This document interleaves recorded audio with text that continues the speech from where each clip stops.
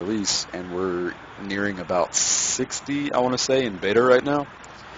Do you guys think that there's going to be that initial 100 from the original Dota and 20 unique originals that are not from the first one? Probably. I mean, if they already are going to have the set number of those from the very beginning, they're going to want to get some more, probably of their own making. And it'll probably just increase the variety of the game as a whole, because there'll be characters that nobody knows anything about. We'll have to experiment and try new things with. Yeah. I agree. I think it'd definitely be very interesting to finally see some original champions and MOBAs. Or heroes, or whatever you want to call them. I think it'd be pretty sweet, because right now we have people that have been playing Dota 1 for years, and they know everything about their hero, everything about countering everything else. And I think it would just be pretty sweet in general to see somebody go, huh, I did not know that was going to happen. Just a professional gamer just say that. Yeah. Yeah, also, like you said, there are people who know what they've been doing since the very beginning. Yeah. So it also kind of almost level the playing field. Just slightly. And And if well established or something, it would almost be unfair to just have them only be able to do what they can do best with their hero. yeah. While people who are brand new to the game would have no idea what to do or how best to counteract the hero that the person does. Alrighty, and our final thing for today. Do you guys think that Valve is going to add anything new to the MOBA genre as a whole? We saw League of Legends put out the Crystal Scar map for their Dominion game type, which radically changed how everything is played, how everything is built, how all of their champions worked, pretty much making the game entirely new. Do you think that Valve is going to release something game-changing just like that?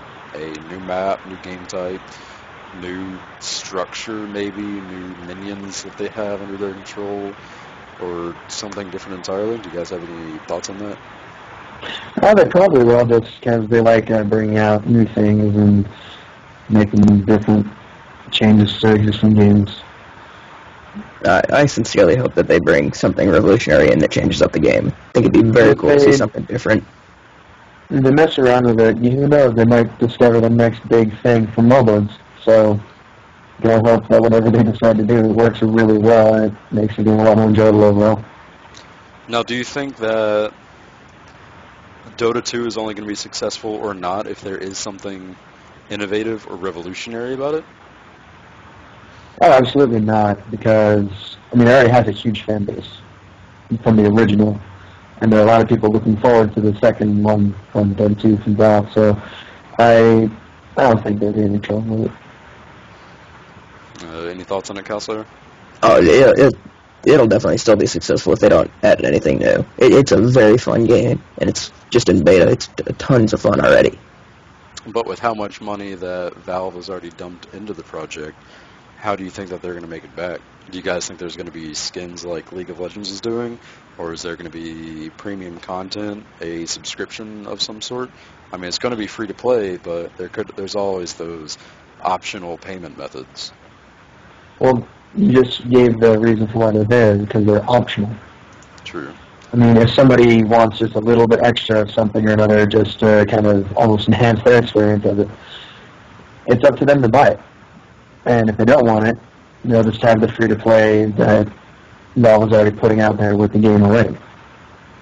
Well, I definitely hope it's not they don't go with a pay-to-win model, just because that tends to just ruin games. The aspect of being free. Yeah. Giving an advantage to those who pay for it. I mean, if it's something that's kind of an extra, I don't see any real problem with it. Yeah, if it was just like a skin or something, I have no problem with that. I think a skin is a great thing for the game. It makes sense for them as a business model. It's not something you have to buy, but you can change up your game, and it's a very cool thing to see. Now, do you think there's going to be a meta game?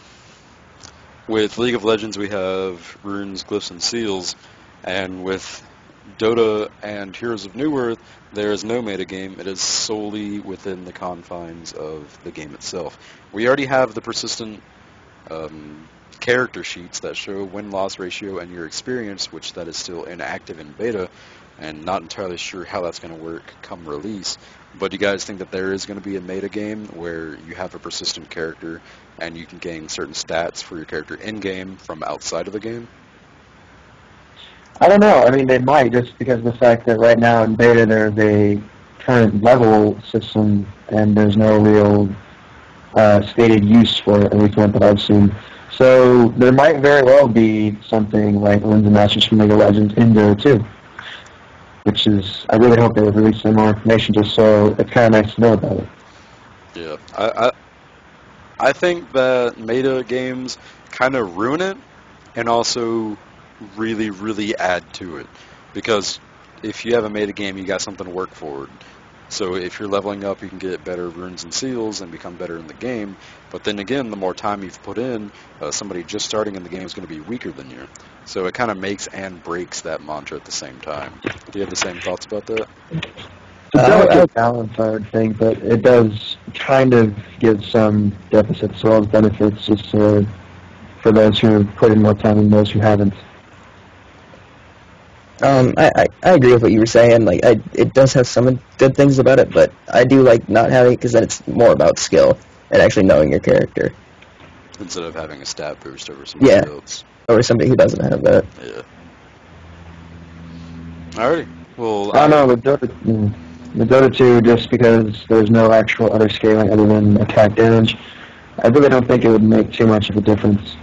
Well, you got the attack damage, armor, attack speed, movement speed, strength, agility, and intelligence. Yeah, that's true, but I mean, as far as characters are mostly around abilities, they kind of fall by the wayside because they don't really scale in any way. Other than Lena, I believe most of them are made for their effects rather than pure damage. Yeah. Say a stun, knockback, something like that. Mm-hmm. If I saw them scale with intelligence, I think it'd be, or just spells, depending on what your main usage is. I know that Huskar's ability, his healing ability, scales with strength, and I'm sure there's a lot more. It's your primary stat. Pardon? It's your primary stat. Yeah. For whoever the target is. Yeah. So, I would like to see some type of scaling instead of when enemies get more health, your stuff deals less damage. Or the same amount of damage, but you just don't notice as much of a percentile drop.